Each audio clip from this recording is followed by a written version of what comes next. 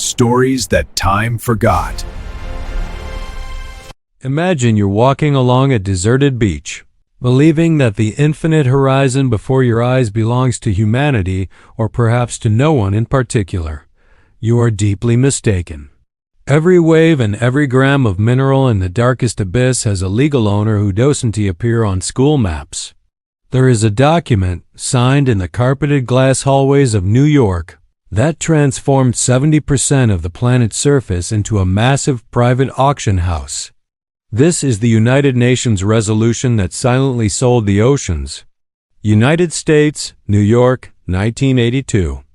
What you're about to discover at the end of this story will completely change how you understand Shelf D of this channel, dedicated to the architecture of invisible power. You'll realize that political maps are a distraction and that the real game is played thousands of feet below the surface. The month is December 1982 in the city of Montego Bay, Jamaica.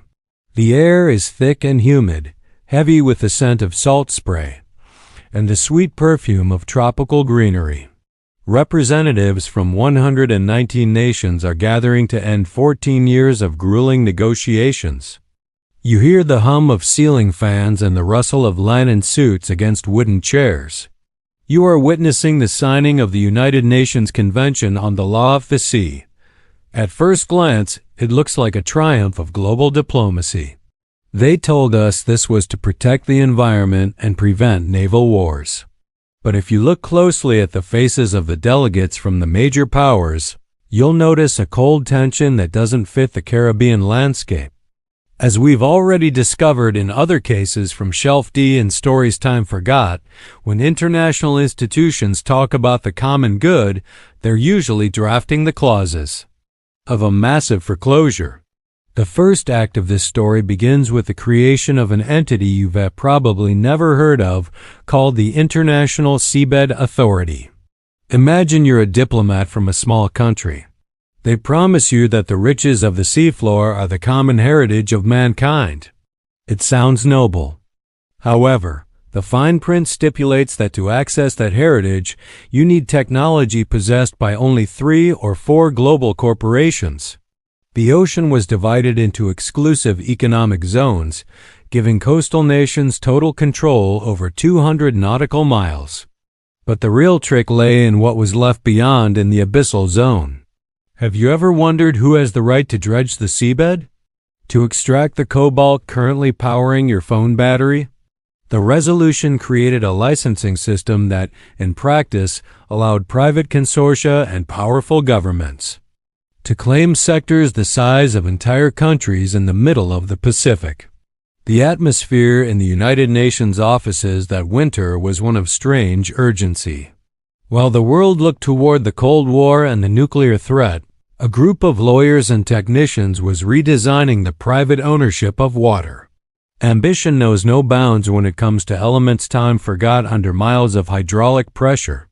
But what happened after the signing was what truly sealed the fate of the oceans. We enter the second act of this systemic design. The resolution didn't just divide the floor. It established a secret tribunal in Hamburg to settle commercial disputes. Imagine a country tries to protect its reefs from deep-sea mining. Under this treaty, companies can sue that state if they believe environmental laws harm their return on investment. It is national sovereignty kneeling before corporate maritime law.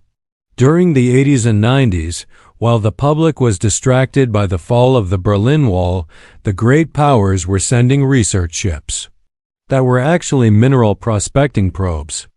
The clatter of typewriters in the delegations was replaced by the hum of the first computers processing bathymetry data. You feel the chill of the abyssal currents as you read the technical reports from that era.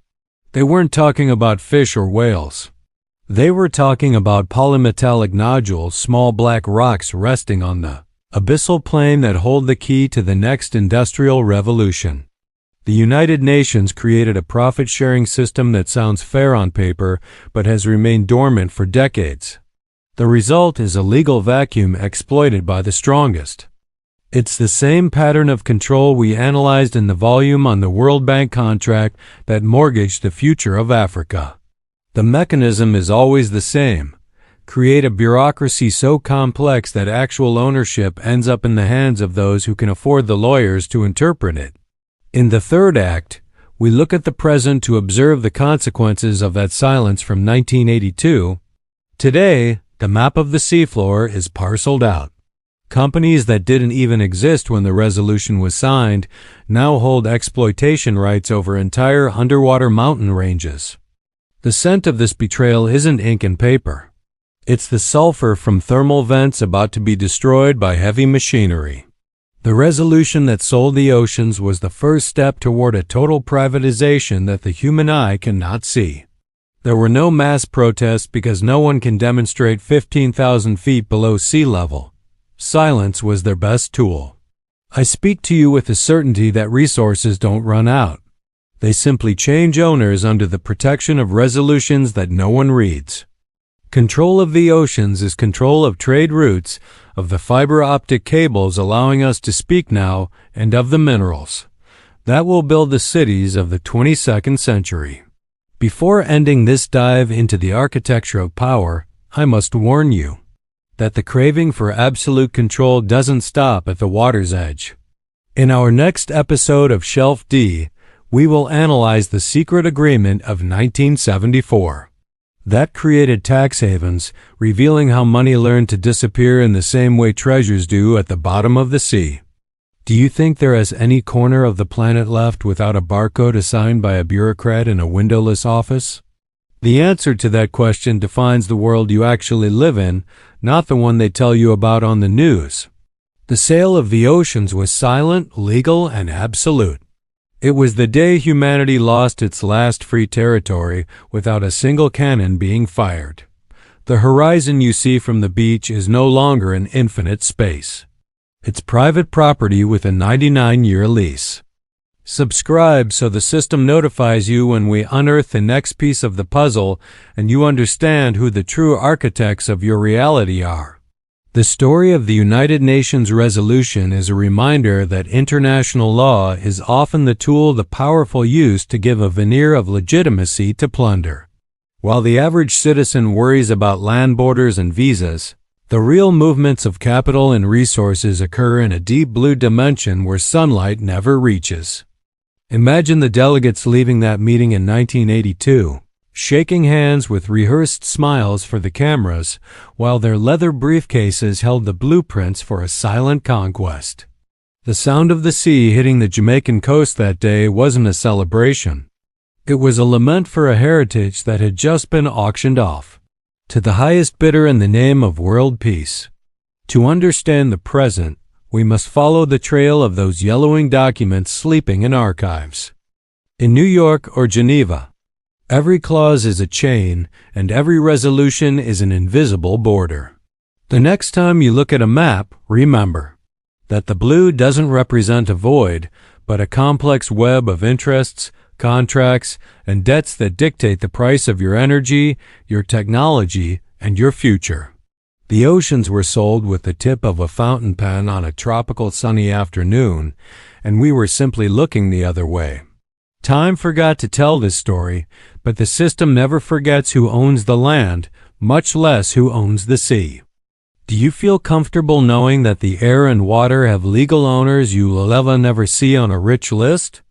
That is the true nature of the architecture of invisible power we explore in this section of the channel. Information is the only anchor we have left in this sea of systemic deception. It's fascinating to observe how legal engineering can be more effective than any army at conquering an entire continent of water. The details of the contracts, internal memos, and minutes of secret meetings are the bricks of this invisible prison we navigate every day. Ambition is the engine, but the structure is the design that allows that ambition to endure for centuries without anyone daring to question its validity. At the end of the day, what remains is the haunting question of what other spaces of our existence have already been sold in closed rooms. Perhaps outer space, perhaps our own genetic code, or perhaps, as we'll see later, our own attention span and time. The resolution of the oceans is just one chapter in the great book of global ownership, a book we are determined to read to the very last page. Don't let the noise of the modern world stop you from hearing the whisper of history being written in the shadows. We are here to bring to light every secret buried by power and every lie disguised as a public benefit. The journey through Shelf D has just begun, and the depths are much darker than you imagine. Stay alert, because the truth is usually stranger and much colder than any fiction.